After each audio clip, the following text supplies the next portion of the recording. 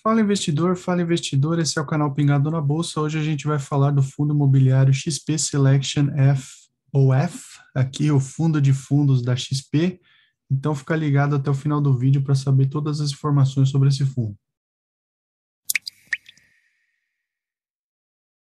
Bom, vamos dar uma olhada aqui no objetivo do fundo, mas antes eu vou pedir, não é inscrito no canal ainda? Pô, tá perdendo tempo. Se inscreve aí, clica no botão, ativa as notificações, já curte o vídeo também para ajudar na divulgação do canal e vamos aqui ver o objetivo desse fundo. Então, o XP Selection FOF tem por objetivo realizar investimentos imobiliários preponderantemente por meio da aquisição de cotas de outros fundos de investimento imobiliário. E esse aqui tem uma pimentinha também, que ele investe em LCIs, CRIs e outros títulos do mercado imobiliário. A gente vai ver daqui a pouquinho. Ele tem alguns CRIs em carteira também. Ele tem bastante exposição a fundos imobiliários de CRI. Então a gente vai dar uma olhada nesse fundo de fundos aqui com um pouco mais de cuidado. Aqui o início do fundo foi em 10/7/2019, o código é XPSF11, o patrimônio líquido dele é 378 milhões de reais, é um fundo relativamente pequeno, até pensando em questões da XP, assim, não é um fundo tão falado, mas talvez melhore aí um pouco essa questão de fama dele, digamos assim, porque ele passou a ser base 10, como a gente vai ver daqui a pouquinho, mas a quantidade de cotas dele aqui até o final, o fechamento desse relatório gerencial estava em 4 milhões de cotas e o valor patrimonial estava em R$ 87,48. A gente vê aqui também a XP Vista Asset Management é a gestora desse fundo e o administrador é XP Investimentos. A taxa de administração desse fundo é de 1% ao ano, com um mínimo de R$ 25 mil mensais. Tem uma taxa de performance aqui sobre o QCD e FIX de 20%. E tem 22.284 cotistas. Comenta aí, você é um cotista desse fundo? Você gosta de fundos? Como é que funciona na sua carteira? Então vamos dar uma olhada aqui. Então no mês de abril a gente teve um período de bastante dificuldade para a performance dos ativos de risco, de maneira geral, como diz o comentário do gestor aqui. As sanções impostas à Rússia devem perdurar por mais tempo. Tem também impactos adicionais na distribuição das cadeias produtivas por conta do problema lá na China. As expectativas de inflação seguiram mostrando tendência de alta. No Brasil não é diferente, tá? Então a inflação ainda está pressionada, foi para 7,7% esse ano e 4% em 2023, pelo menos com relação aqui à pesquisa Focus. A gente viu a maior variação para o mês de março desde a implementação do real, em 1,62%, sendo que o acumulado de 12 meses atingiu 11,3%. Então, a inflação está bem complicada, está pegando bastante aqui, e isso afeta várias questões dos fundos imobiliários, como a gente vai ver também aqui nesse vídeo. A taxa Selic foi aumentada aqui em 1% para 12,75%, sinalizou esse movimento aí de menor magnitude para a reunião seguinte, mas a gente não sabe onde vai parar a Selic. Enquanto a inflação não parar de subir, a Selic provavelmente também não vai parar de subir. Com relação à indústria de fundos imobiliários aqui, a gente encerrou mais um mês em território positivo, com uma variação de 1,19%. Os destaques foram fundos de fundos e fundos de shopping. Tem descontos representativos aqui. O XP Selection no fio de abril representava um desconto de aproximadamente 20%. Então, esse fundo aqui, o XP SF11, estava com desconto já de 20% no final de abril. Aqui o time de gestão, ao longo de abril, optou por realizar movimentações marginais no portfólio. O destaque do período ficou por conta da nova operação do CRI Mitre, adquirida pelo fundo no montante de R$ 5 milhões a uma taxa de CDI mais 2,30%. E, além disso, o XP Selection participou de novas ofertas de fundos de CRIs, onde o preço da emissão encontrava-se em patamar inferior ao valor encontrado no mercado secundário. Então, eles entendem aqui que a estratégia adotada de concentrar as alocações em ativos lastreados em operações de crédito high grade, ou seja, de alta qualidade, deve mitigar a volatilidade do fundo nos próximos meses, dado as estruturas de garantias envolvidas em tais instrumentos financeiros. E aqui o XPSF encerrou o mês com uma cotação de R$ 72,77 por cota, ex-proventos, com dividend yield aqui de 11,2% anualizado, e a cota patrimonial atingiu 87,48, ex-proventos também, com o dividend yield de 9,3% anualizado. E é importante lembrar aqui também que o desdobramento da totalidade das cotas de emissão do fundo na proporção de 1/10 foi aprovada pela maioria aí dos votantes na Assembleia do Fundo. Então, esse fundo passou cada uma cota que você detinha desse fundo, você passou a ter 10 delas. Obviamente, o preço também foi dividido por 10, então essa cota que fechou aqui a 87,48 passou a ser 8,74, 8,75 mais ou menos, certo? E como é que foi a distribuição de rendimentos aqui do fundo? Então, no dia 13/5, foi distribuído 68 centavos para detentores de cotas do fundo no dia 29/4 de 2022, e já nesse semestre foi distribuído um montante equivalente a 94,4% dos lucros apurados segundo o regime de caixa. E a gente tem aqui as receitas do fundo, então vamos dar uma olhada aqui nas receitas. Foram 3 milhões e meio de receitas do fundo, então rendimentos de fundos imobiliários 3 milhões, 50 mil de ganho de capital, 332 mil de rendimento CRI e 101 mil de rendimento de LCI renda fixa, 500 mil reais de despesas, um resultado de 3 milhões de reais, distribuíram 2 milhões 944 mil, ou 68 centavos por cota, está dentro do parâmetro aqui nos últimos 6 meses. Como é que foi o resultado financeiro do fundo? 2 destaques que eu queria dar aqui. Essa manutenção aqui dos rendimentos do fundo, de fundos imobiliários, tá? Então, teve um incremento até setembro de 21,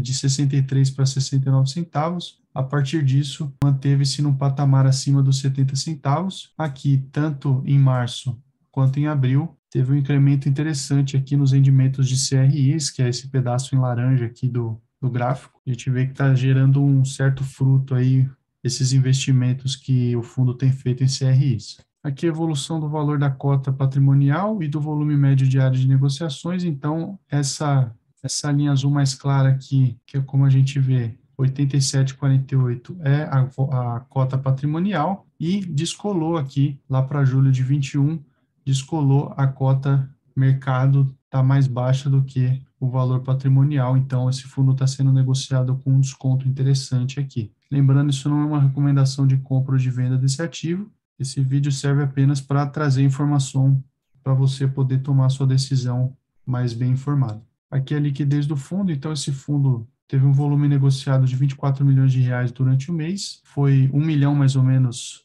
1 milhão e 300 mil reais de liquidez média diária. O valor de mercado dele fechou em mais ou menos 315 milhões de reais, o valor patrimonial em 378 milhões de reais. Essa diferença aqui entre o valor de mercado e o patrimonial está em 83%. Então, o valor de mercado representa 83% do valor patrimonial, e como a gente pode ver aqui, tem uma relação entre o valor de mercado e patrimonial. Então, uma das principais características de um FOF, né, um fundo de fundos, é que os seus ativos são precificados a mercado, ou seja, o portfólio de cotas de fundos imobiliários que o fundo de fundo possui, ele varia diariamente de acordo com os valores de fechamento desses fundos negociados na B3. Então, como a gente pode ver aqui nesse gráfico, a gente tem a cota mercado secundário aqui, ex-rendimentos do XPSF, R$ 72, 20% de diferença para esses R$ 87 aqui da cota patrimonial, também no mesma data, tá? E 8,9% com relação à patrimonial,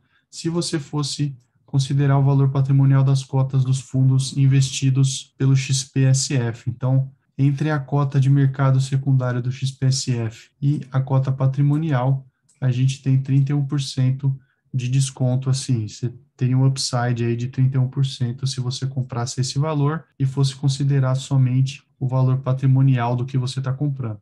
A gente pode observar aqui também, de acordo com a gestão, que o XP Selection, além de possuir um dos valores distribuídos mais estáveis, também se encontra em patamar médio superior à maioria dos demais fundos imobiliários em termos de distribuição. É um comparativo aqui com vários fundos de imobiliários, tá? Fundos de fundos, e a gente vê que o XP Selection está acima dos 8% aqui de distribuição e próximo ali dos 11%. Ele teve sempre dentro dessa faixa aqui. Então, realmente, tem vários fundos dentro dessa faixa, mas somente 2 acima aqui, 3, na verdade, conseguiram ficar acima do XPSF 11. Portfólio do fundo aqui por classe de ativo, então em CRI 6%, Caixa 2%, outros fundos imobiliários 92%. CRI você vê que rende bem, como a gente já viu agora há pouco, composição do resultado, mesmo sendo só 6% da carteira, rendeu aí 8 centavos mais ou menos. E aqui por estratégia de alocação em caixa 2%, ganho de capital 20% e renda